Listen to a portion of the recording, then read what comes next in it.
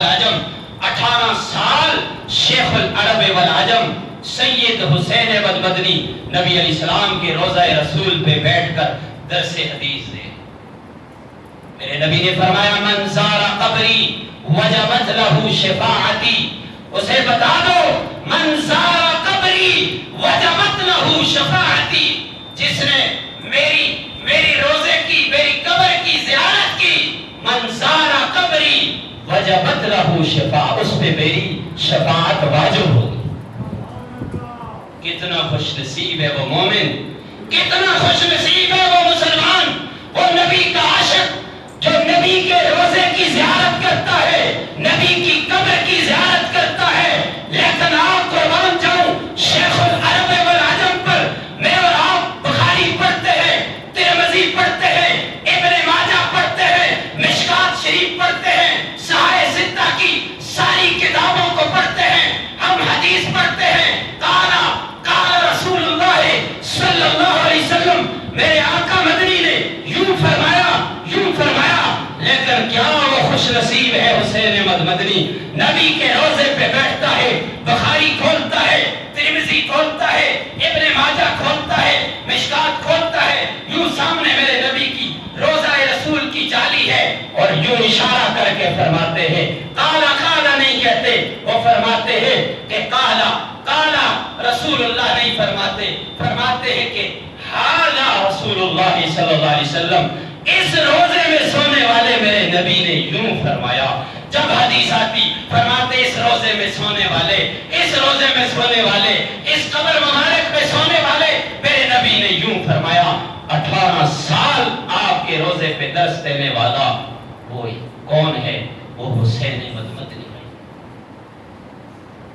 آپ کو موقع ملا, آپ نے اس روزے رسول کی اندر جالیوں کے قریب صفائی کر کے اپنی داڑھی مبارک کے بالوں سے صفائی کی اور اس کو پانی میں بھگو کر پی لیا.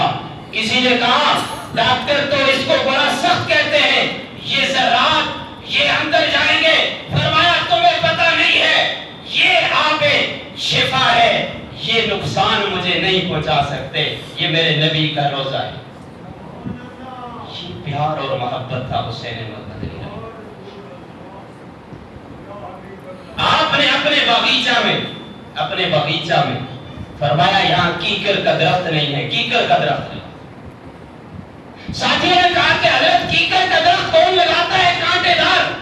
فرمایا مجھے پتا ہے, لیکن میں دیکھتا ہوں میں اپنے آقا کو کہ جب بیت رضوان ہوتی ہے, جس درخت کا ذکر قرآن میں آتا ہے لقد رضی اللہ عن المؤمنین اذ یبایعونک تحت الشجرہ, عثمان بن عفان کی جو بیعت میرے نبی نے 1400 صحابہ کے ہاتھ پہ لی تھی, موت کی بیعت لی تھی, وہ جو درخت تھا وہ بیت رضوان میں وہ درخت جو کیکر کا درخت تھا.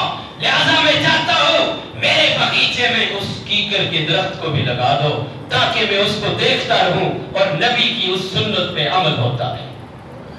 آپ نے گلاب کا پھول لگا دیا, گلاب کا پودا لگا دیا. فرمایا حضرت چمیلی لگاؤ اور اچھے ہیں. فرمایا نا گلاب لگا دو, اس لیے کہ گلاب کی جو خوشبو ہے وہ میرے نبی کے پسینے سے مشابہت رکھتی ہے, لہذا گلاب کی خوشبو آئے گی تو یہ میرے نبی کے پسینے کے ساتھ اس کی نسبت ہے. تو فرمایا یہ اس لیے میں لگاتا ہوں گلاب کا پودا لگا. اور جب اس حسین احمد مدنی کو گرفتار کر کے لے جایا جانے لگا تو میرے آقا نبی کریم کی روزہ مبارک کی جالیوں کو یوں پکڑ کر کہا چمکتا رہے تیرے روزے کا منظر, سلامت رہے تیرے روزے کی جالی, ہمیں بھی عطا ہو وہ شوق ابو ذر, ہمیں بھی عطا ہو وہ جذبہ بھی. یہ پیار اور محبت تھا.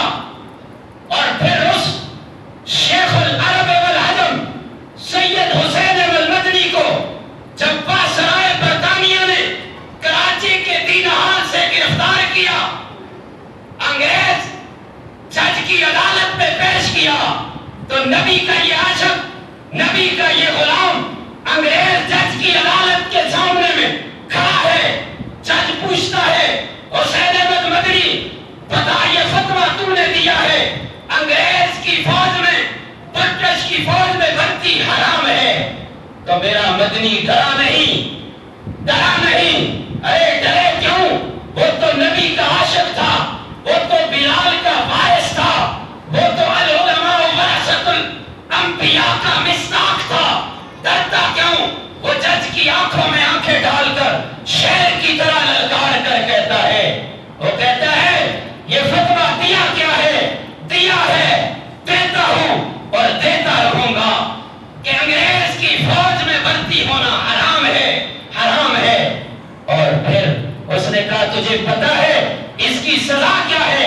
جج نے کہا اس کی سزا سزائے موت ہے۔ فرمانے لگے ہاں ہاں مجھے پتا تھا اس کی سزا سزائے موت ہے۔ اپنا رومال بغل سے نکالا اور ہوا میں لہرا کر کہنے لگے ہاں ہاں مجھے پتا تھا، اس لیے دیوبند سے چلا ہوں، کفن ساتھ لے کر آیا ہوں، مجھے پتا تھا اس کی سزا سزائے موت ہے، اور مجھے انگریز سے اتنی نفرت ہے، میں چاہتا ہوں میرے جسم پر، میرے بدن پر جو کپڑا ہے وہ کسی انگریز کا نہ ہو۔ میں اپنا کفن خود اپنے ساتھ لے کر آیا ہوں۔ اور اس جج کی آنکھوں میں آنکھیں ڈال کر کہنے لگے ارے بلبل لیے پھرتی ہے چونچ میں گل، ارے بلبل لیے پھرتی ہے چونچ میں گل، شہید ناز کی تربت کہاں؟ اے انگریز کھلونا سمجھ کر بات نہ کرنا، ہم بھی کسی کے بنائے ہوئے ہیں۔ فرنگی کی فوجوں میں سردار چڑھ کر کے غربت کے فتوے بھی گائے ہوئے ہیں۔ فرمایا ہم تو اس شہادت کی موت کے انتظار میں ہیں، تو مجھے موت